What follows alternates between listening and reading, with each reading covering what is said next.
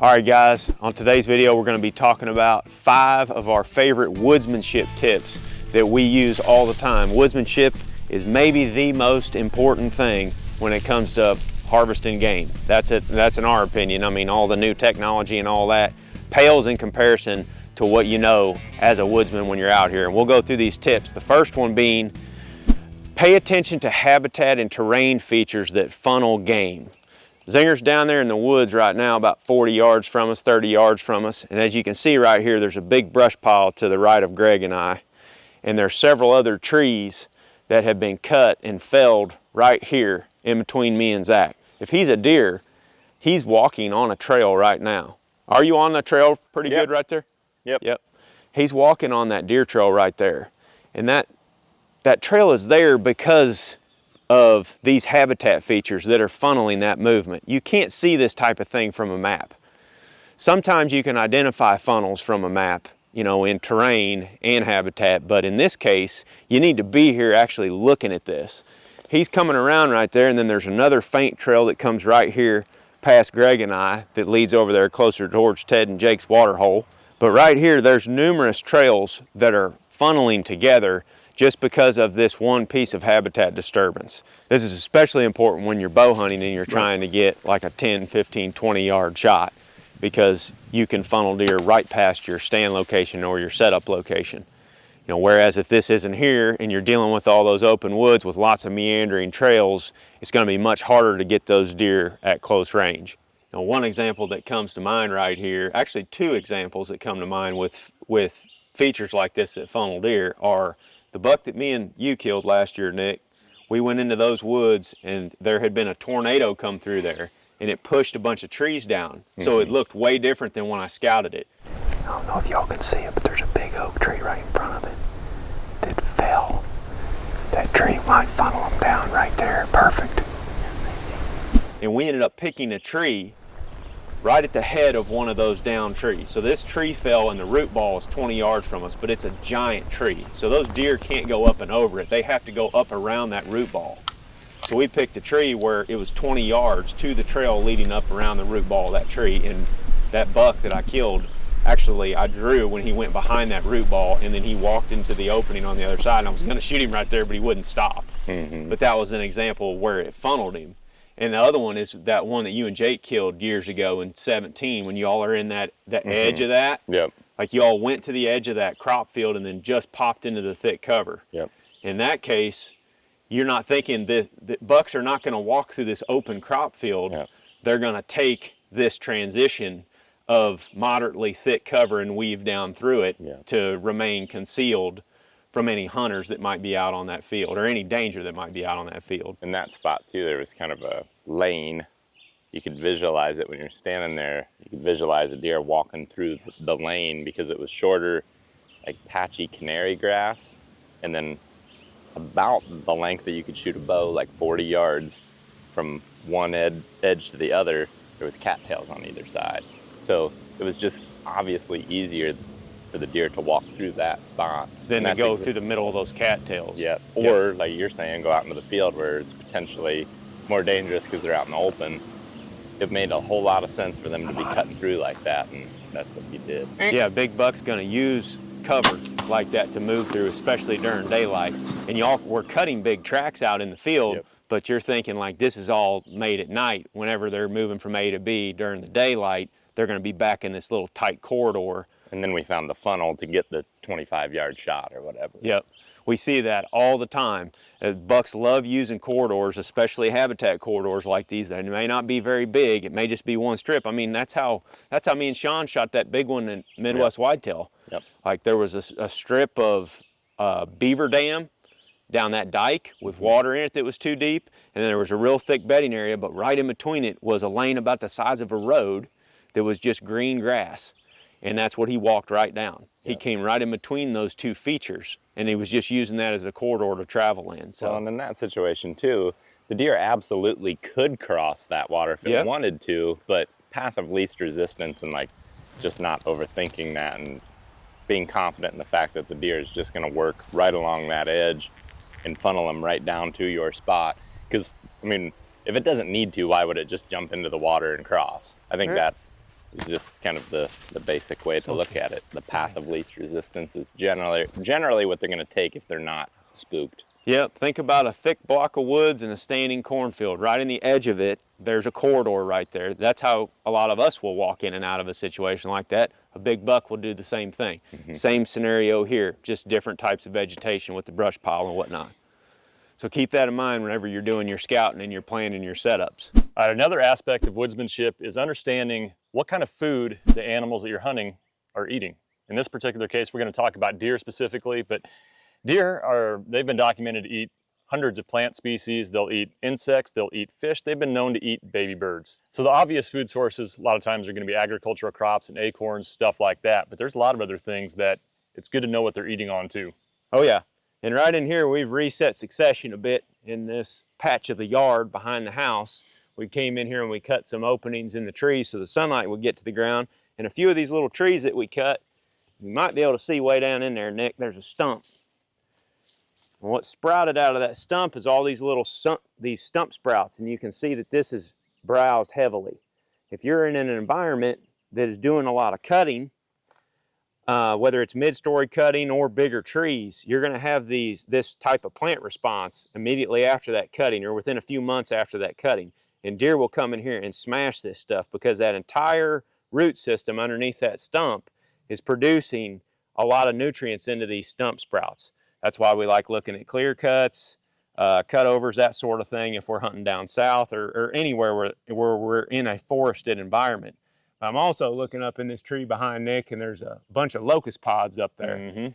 You know, we've had a lot of success, especially later in the season, hunting over honey locust pods, especially once it snows. They'll eat them all season. In fact, old Corn Dog shot his first deer ever with a bow. She's coming through, going towards the bedding area, eating on honey locust in October. But yeah, more so late season when there's less food in the environment. We found it looks like cattle yards where they're moving through there feeding on locust pods. And sometimes you can find that type of food source right in the edge of a bedding area or in between two bedding areas in a location where deer are more apt to moving during daylight, especially in a pressured public land environment. That's why it's good to know lots of these different types of food sources. I mean, I'm thinking we've seen deer go in and clean up maple leaves that just fell or hedge leaves that just fell. There's lots of other good plant species. I mean, we got desmodium and whatnot in here that you can see that they're browsing on occasionally. Lots of forbs that are just native that grow in the woods. Anywhere where you have little patches of sunlight and plant diversity, there's probably going to be deer browse in there. And half the time I have no idea what these plants are, but I know what deer browse looks like, and this is it. Yep, knowing what the sign looks like and being able to read that, interpret that. A lot of times if they're feeding heavily on a food source that's just become available at the time, there's going to be a lot of fresh droppings there, and you know that's something to key in on. Yeah, definitely. And like you made a good point about the timing of a lot of these things. A lot of people are obsessed with white oak acorns because deer prefer those. But you have to remember, you know, in our situation here in the Midwest, the white oaks fall in late August through mid-September. So if you're hunting in the middle of October, the middle of November, many of those white oak acorns have already been cleaned up or they've rotted. And they've transitioned to red oak acorns or black oaks or pin oaks or whatever. I mean, we've hunted down south, you know, in Arkansas, and we've killed deer way late in the year, like clear into December, that are feeding on nuttall acorns. And when you start learning more about the different trees and the mass crop in that area, you realize that nuttalls are the last ones to drop their acorns. So those are the freshest food available. And when we went in there, there was piles of those fresh droppings and acorns falling out of the trees. We set up and saw a bunch of deer. A great way to be able to identify plant species is using apps on your phone, like Seek by iNaturalist. You just basically open up the app, use your camera, point it at the vegetation, and it'll tell you what kind of plant it is. And then you can do more research on it and then start to repeat those patterns within that environment. And as you go, you're going to learn more and more about what types of plants they eat in your particular area. And that's going to help you down the road in, you know, forming strategies for your hunt. All right, the next woodsmanship tip that we're going to talk about is paying attention to the current conditions.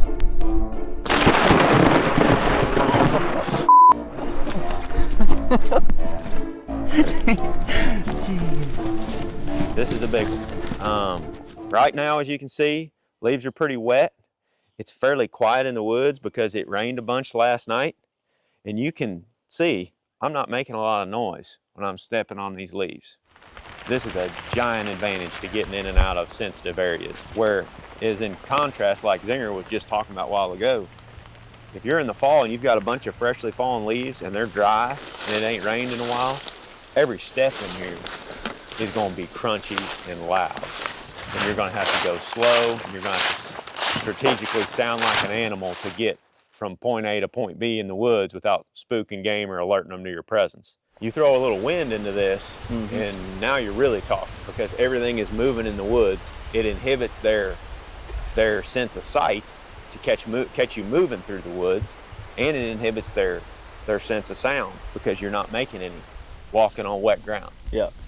So you might, going in to hunt a specific area, if you got to get real close to a bedding area, say, you might only go in there, say your first hunt, just look at the weather and say, okay, big front's coming, a wet front's coming. I can go in the day after it rains, and it'll be windy, wet, and quiet. Get in there quietly and sneak in and kill a deer maybe. Instead of just going in whenever it's dry, calm, still conditions, when you got to take a lot more time and be a lot more careful getting in and out so you don't just blow deer out of there. Wait till it's wet and windy and slip in there if you have the opportunity. There's a lot of sensitive areas that we find when we're scouting that are big bedding areas where there's a lot of deer in them. And those are the only conditions we feel confident in going in there on. I mean, if it's calm and crunchy out, you could hear a person walking on one of those ridges from 300 yards away. Yep. Whereas wet and windy, a deer could literally be 30 yards away through this brush and have no idea that we're right here. Yep. So it's a game changer being able to pay attention to those conditions. I love wind. A lot of people don't like hunting in the wind. They say deer don't move as much. Whatever. I don't know if that's true or not. All I know is that deer cannot see you near as well whenever it's windy, because their vision's largely based on movement and everything else is moving in the woods. Other thing to pay attention to is temperature. A lot of people won't hunt when it gets super hot out, but when it gets very hot, deer will bed in different locations on the landscape to try to stay cool in that heat. We've filmed deer multiple times in the middle of the summer when it was like close to 100 degrees, bedded in the very bottom of a dry creek bed. And when you went down there where they were bedded, it was a good 5 to 10 degrees cooler in the bottom of that creek bed than it was on the surrounding ridges that are getting smoked by the sun. Yeah. If you're in hill country, for example, and we're finding beds on benches below some bluffs and some rock outcroppings, sometimes when you get up in those beds below those rock outcroppings, if they're north facing and the sun is coming from the south, those are going to be much cooler than anything on the other side of the ridge that's getting pounded by the sun. And deer, they will move around throughout the day to put themselves in advantageous positions because of that. Like they'll shift to stay in the shade to stay cool in the heat. And if you've got a big bluff bedding situation like that, or a bedding area with lots of canopy cover, it's going to be cooler in there than it is in an open grass field that's getting pounded by the sun. And on the flip side of those conditions, you're talking about maybe blizzards in the middle of the winter when it's getting down in the single digits, really hard northwest winds, 30, 40 miles an hour. Deer will go and they'll favor coniferous trees or thermal cover on south-facing slopes to take refuge from that blizzard. Because if they're in that thermal cover, they're going to be, that stuff is going to break the wind much better. They'll be on the opposite side of the ridge from where the wind is blowing. They'll be on the leeward side of that hill. And we've had success doing that. I mean, me and Ted killed a buck. Blizzard come through, single-digit temperatures, like -30 wind chills, 40-mile-an-hour northwest winds. It snowed a pile, and we were like, okay, where's some south-facing thermal cover that we can go hunt? Because all those deer are going to be stacked in there on these conditions. And we went in there and killed a buck, saw a pile more. And we've hunted that same area under completely different conditions, and there wasn't the volume of deer in that bedding area because they were spread across the landscape. Those conditions are what made that hunt happen. So we're constantly watching for that. I mean, I can think of numerous other examples where these types of wet, windy conditions that we're in right now helped us get in tight to deer, or helped us get in close and get a shot at deer. Another condition to pay attention to is your water situation. Back in Texas, we get a lot of drought situations, especially central Texas, where we don't have a lot of water. A couple years ago, we were down there hog hunting, and we saw that play out, where we had one pond on 1,000 acres that had water, and we had hogs using it, deer, turkeys, coyotes, bobcats. I mean, everything was coming through there and using this little bitty spot of water. Whereas we knew that deer are concentrating on that. So if we're going to hunt that in the fall, that's a very helpful situation. Then you get big rains come in, acorn crop comes in, and there's water everywhere. The deer really spread out across the landscape, and you have a harder time, pinpointing where they're at. But by paying attention to the drought and realizing that water is a limiting factor, that's what you can target. And the proof is in the trail cameras and what you're seeing while you're out there hunting. Like that's the only water source that they have, permanent water at that time. They're going to be using it. Yeah. So pay attention to the current conditions that you have that day on that specific hunt and use that to form your strategy when going into the woods. Another aspect of woodsmanship is knowing how to not sound like a human when you're moving through. Sometimes it's easy to just get in a rush and just do the old 1-2 cadence. You sound like a person from a long way out. So a lot of times when people are walking through the woods, they're just walking like this down through there, kind of like you would any other time. But if you're trying to sound more like a deer or a squirrel or anything else, one of the ways that you can do that, heel down like that, kind of sounds more like a deer. Like if you're approaching a bedding area, for example, if you sound like something other than a human, the odds of you not alerting that deer are much better than if you're just crashing in there just trying to get from point A to point B. Even if you're deer hunting, you don't necessarily have to try and sound like a deer. You can try and sound like any other critter. A lot of times where you have a turkey mouth call in and you walk, and if the leaves are real dry, you can scratch and yelp a few times. Sounds a lot like a turkey as you're working your way in there. And deer probably aren't gonna turn their head to it as much as if you're just walking like a human would. You know that you're gonna be making enough noise no matter what. Like you're never gonna hide your noise completely. So you're better off trying to sound like something else, because the deer or whatever you're hunting is gonna hear you anyway. So you might as well try to make it sound like it is something else. And I can think of one hunt specifically. I was hunting with Ben, and I don't think I had a turkey call. I guess for whatever reason, we decided we were going the squirrel route. And we thought that there was a deer on the parallel finger ridge to what we were on. We were trying to get up towards the top of that. So as we were approaching the backside of the hill, we were just kind of going tap, tap, tap. And then I would like do that to get my toe down to the ground. So that when I'd put pressure on my foot, if I was on any sticks or anything, I wouldn't break them. Thinking about what a squirrel sounds like, a lot of times you'll hear like a and that's kind of what I was doing with my foot. And I mean, it's not a fast process, giving it a little and then doing one step, taking a little break, moving on. But to close the distance to our final setup, we felt like that's what it was going to take to get in there and not spook deer. And then we ended up getting in there and shooting buck that evening. So whether it worked or not, who knows? He maybe didn't hear any of that, but we did feel confident that that was better than just 1-2, 1-2 all the way up the top of the ridge. One thing to keep in mind too is, like, if you're walking and you do break a stick and it makes a loud pop, a lot of times the deer, they'll turn their head and look, because the only thing big enough to break a stick out there and make a loud pop like that is either a deer or a human. And I think that's where the cadence comes in a lot, is like, even if you do make a real loud noise or something, just stop and wait for quite a while.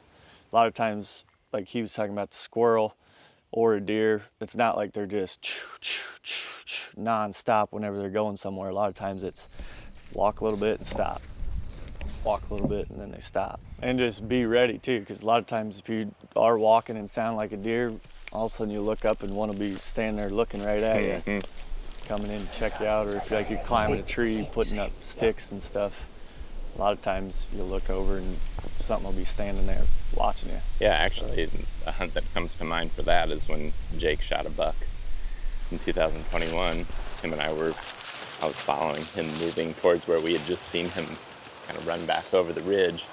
And I'm assuming he heard us, came right back around grunting, looking for a fight, and walked right up to 15 yards and Jake shot him. So didn't work out for him, but it worked out for us to not sound like a human. And had we been walking fast, just trying to get up there as fast as we could, he almost certainly would have been able to tell the difference. So that was a time where being patient really paid off. So when you're moving through the woods, just try to be conscious of that, and also pay attention to the critters around you, and it'll really help you, I guess, just not sound like a human and spook less deer.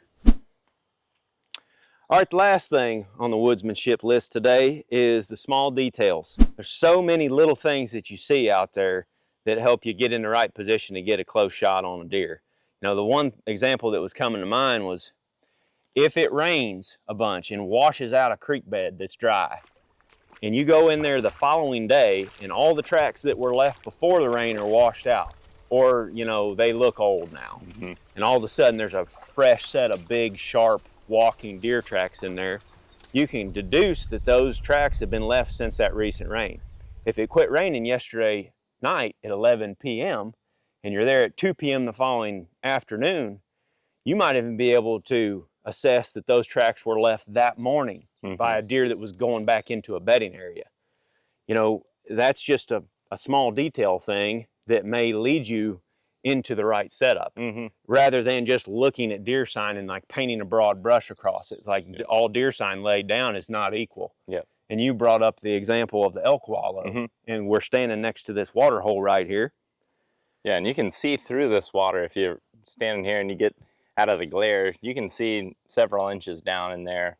It's not necessarily the clearest water like what you might find in a nice trout stream, but it's clear enough because it hasn't been disturbed. And the same thing goes for something like an elk wallow, where if it's clear, you can assume that they have not been hitting it very recently. But on the other hand, if you get up to it and it's muddy and there's mud splashed up on like green vegetation like this, you know that that wallow has been being used. Especially if it's wet. Yeah. Like if there's wet mud on a leaf like that and you're scouting at noon, it's like, oh, this hasn't dried. It hasn't had several days to dry. This elk was probably here last night. Yep. And water just in general is a good thing to use as a reference. Like obviously it can clean the slate, like in the example that Aaron used. It can also indicate freshness, similar to the example that you used with water splashing. But even things like, let's say a deer crossed a trail that goes across a creek and then hops a log, rubbed its belly on the log, and it's still wet, or there's fresh mud that's just recently dried on that log. There's just another indicator that this is like right now. Talk about the Arkansas example where you guys were looking at different deer trails, and through the vegetation there was obvious lanes, but then how you picked up on what was fresh. Yeah, they were going from dry ground to wet marsh to bed, and it's obvious that they're bedding in this marsh. It's super, super thick, and there's like 6 trails that are going in there. And like you said, they're all beaten paths, but when you take a closer look at the details, you look and 4 of those 6 trails is clear water like this. It's like, well, then they haven't walked through here lately, but then you get on a trail and you can see mud spots in that trail where their hooves have hit recently. Like the mud is still stirred up in the water. It hasn't completely settled and cleared that water out. Seeing those tracks, there's like a little bit of mud in them. And mud on this trail, probably in the last day or 2. Maybe less, probably last night. Right here.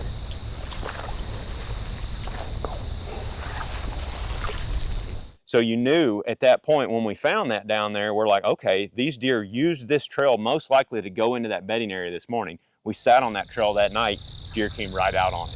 You know, when we heard a buck grunting in the marsh chasing does around right in front of us, we just lost light. Like we didn't go deep enough in there, but we were on the trail that they were using to come back out. We use this type of, the little details like this are what I feel puts you in a killing position versus a watching position. If you just find a bunch of sign like that and you set up to watch it all, you might see deer, but when you've got a bow and arrow, you've got to, you know, that last few yards is what makes the difference in getting a shot and just watching a deer go by you. There's a lot of us that hunt in areas where there's a bunch of leaf litter on the ground, and that's going to constantly be changing based off of how the sun's hitting it, the wind's hitting it, it's dry or, you know, wet from rain. But there's a couple of different ways that we look at leaves and tracks punching through that leaf matter. And one example would be, it's rained recently or it's just generally damp, the leaves have kind of gotten matted. A lot of times it's really easy to tell where a deer has just stepped. I know one way that just recently I tested this as I was scouting in the off season. So it was not hunting season, and I know I bumped deer. I heard them, kind of saw them flash through the trees, and I went and followed that area where they had just ran through and eventually cut their tracks. And I tracked those deer on dry ground for a long way. I probably could have tracked them as far as I wanted, just because it was super obvious where they had stepped through the leaves, where all the old tracks had kind of got matted back over. You might be able to tell they're there, especially on an area that's very heavily used. The whole, ground might be indented right there. But if they're not freshly punching through that, it's a little bit harder to tell. But even in dry leaves, if those dry leaves kind of get a uniform look to them, if something moves through, a lot of times it kind of shuffles them. And you can tell that some leaves are just turned over in specific spots, and you can almost follow a deer just by following where that scuffled leaf matter is. You need to pay attention to that, especially in big wood settings, because before the leaves fall, it's easy to see the trails in there. It might be down to dirt like this, or mud, where you can visibly see a deer track. But then all of a sudden, all these leaves fall within a week or two, and a couple of heavy windstorms in late October, and all those trails are covered. So you're no longer looking for tracks in mud, you're looking for tracks punching through leaves.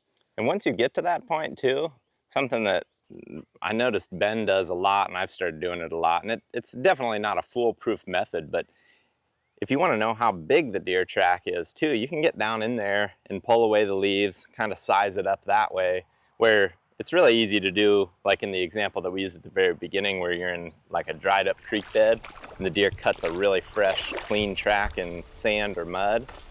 But if you got a track in the leaves, especially if you can tell that the deer is on relatively flat ground, not running, things like that, you can get a decent size of the track just by moving those leaves out. Kind of put your hand down in there, see how much they're sinking into the ground compared to other deer. Things like that can be good indicators of like what deer exactly you're looking at the tracks of. We've bump and dumped a few bucks doing that. You did that in Ohio, we did that in Georgia, where we bumped a buck and other deer, and we followed their running tracks that were punching through the leaves for several hundred yards to the deer, and eventually got a shot. So these are very important things to keep in mind. Like I've mentioned earlier, this is what separates you from, being in the area where the deer are to actually being in the spot where you can kill them. Yep. So that's it for the woodsmanship tips. Well, there's way more of these that we could go through. I mean, the list that we have is pretty long, but we just wanted to cover those 5 for today. We'll probably do another video like this at some point, because woodsmanship is maybe the most important part of hunting, in our opinion. So hopefully that helped.